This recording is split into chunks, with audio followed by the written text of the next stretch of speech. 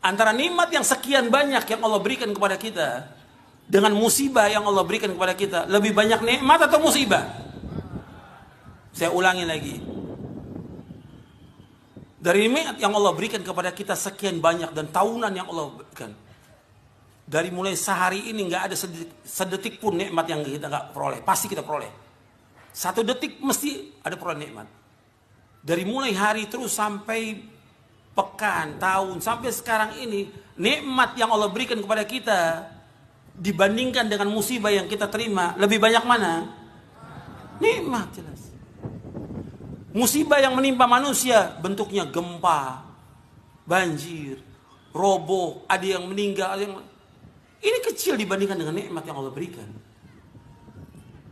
Nikmat sangat banyak, tapi musibah sedikit. Nggak mungkin Allah akan memberikan musibah terus yang akan menghancurkan manusia. Tidak mungkin. Tidak mungkin. Allah memberikan musibah pada kita, itu ada hikmah yang luar biasa.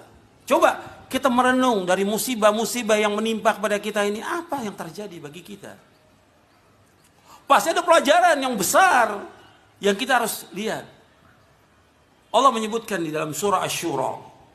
Di surah Asy-Syura, surah 42 ayat 30, Allah berfirman, "Wa ma asabakum min musibatin fabima kasabat aydikum wa ya'fu an katsir."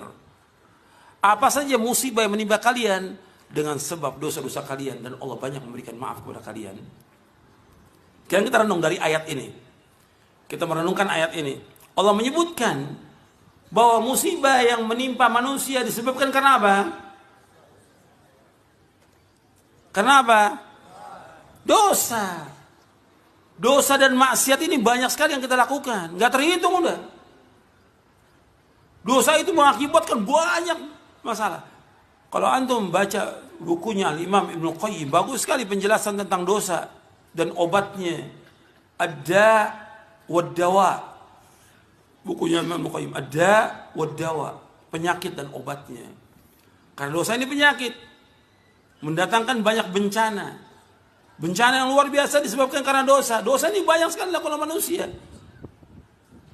Kita nggak bisa diam. Kita harus lihat kejadian seperti ini. Yang pertama kali yang harus kita ingat.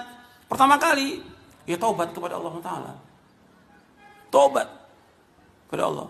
Adanya gempa, adanya kematian, ada orang yang tertimpa bangunan dan ini. Kita taubat kepada Allah. Ini taubat dosa kita. Karena semua yang terjadi kerusakan disebabkan tangan-tangan manusia. Dhaharal fasadu fil barri wal bahri bima kasabat aydin nas. Semua kerusakan yang terjadi di darat dan lautan dengan sebab tangan manusia. Maka Allah timpakan kepada mereka agar mereka kembali kepada Allah Ta'ala. Dosa itu banyak. Kita wajib taubat kepada Allah. Taubat atas semua dosa. Kembali dengan betul taubatan nasuha. Kembali udah. Jangan sampai kita berbuat dosa lagi. Syaratnya 3 taubat itu. Yang pertama, yaitu kita meninggalkan perbuatan dosa itu. Harus kita tinggalkan dosa itu. Yang kedua, menyesali. Yang ketiga, yaitu kita punya azam yang kuat untuk tidak mengulangi lagi. Dosa-dosa yang kita lakukan, tinggalkan. Banyak yang kita lakukan dosa itu. Di antara kaum muslimin ada yang masih meninggalkan sholat, ada yang berbuat yang haram, riba, durhaka pada orang tua, dan yang lain banyak sekali. Kalau kita hitung puluhan dosa, bahkan ratusan dosa yang lakukan. Wajib dia taubat kepada Allah. Taubat, tapi terus taubat. Kan Allah menyuruh dalam Al-Quran, suruh taubat kita. Ya ayyuhalladzina amanu tubu ilallahi taubatan nasuha. Wahai orang beriman, taubatlah kepada Allah dengan taubat yang nasuh, taubat yang benar, taubat yang jujur, taubat yang ikhlas, taubat yang tidak mengulangi dosa lagi. Taubat kepada Allah atas semua dosa. Semua manusia punya dosa. Saya dan antum sama. Kita banyak dosa. Taubat kepada Allah. Tiap hari istighfar kepada Allah, minta ampun kepada Allah, taubat kepada Allah atas semua dosa.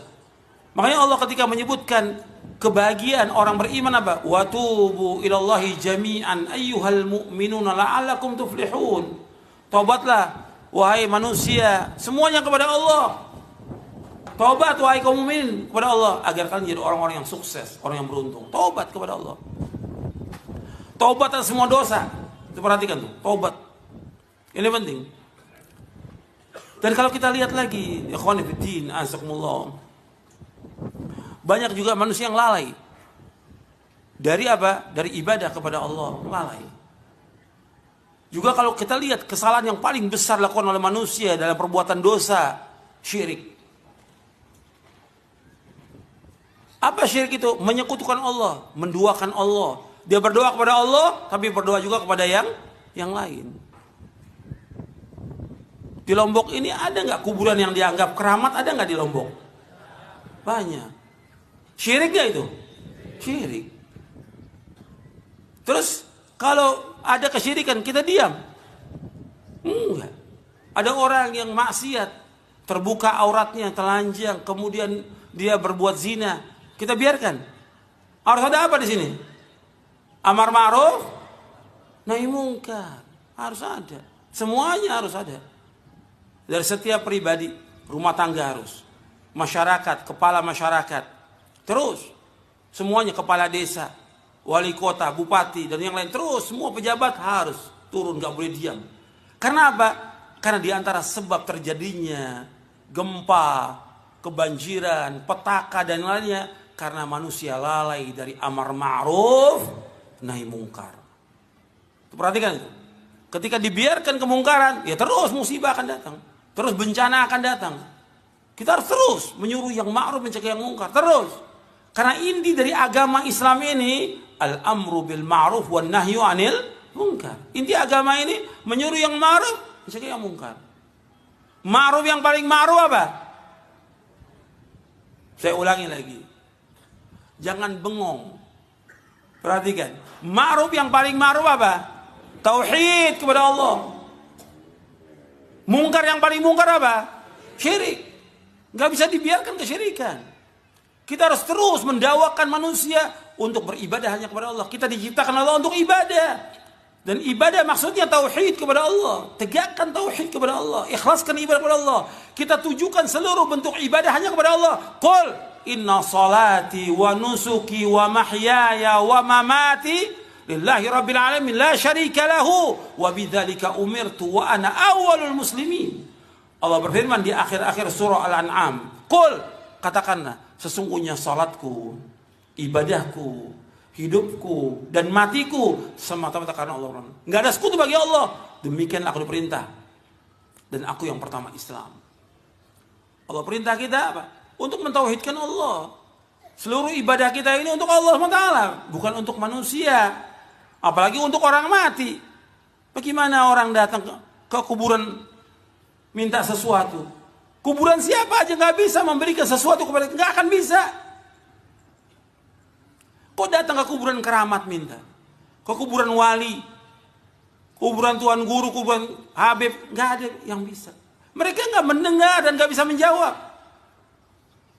Sampai Allah katakan dalam Al-Quran, in tad'uuhum la yasma'u du'aakum walau sami'u mastajabu lakum wa yawmal qiyamati yakfuruna bisyirkikum wa la yunabbi'uka mithlu khabir. Kata Allah dalam surah Fatir, Allah berfirman, in tad'uuhum la yasma'u du'aakum. Seandainya kalian berdoa meminta kepada mereka, mereka enggak dengar. Orang yang mati, siapapun dia, orang enggak dengar orang yang minta. Walau sami'u, seandainya mereka mendengar, mastajabu lakum, mereka enggak akan bisa menjawab. Enggak akan bisa menjawab. Wa yaumal qiyamati yakfuruna bisyirkikum wa la yunabbi'uka mithlu khabir. Kata Allah, seandainya nanti di hari kiamat mereka akan jadi musuh bagi kamu. Mengingkari kesyirikan kalian. Dan enggak ada yang bisa menjelaskan kecuali Allah yang Maha mengetahui.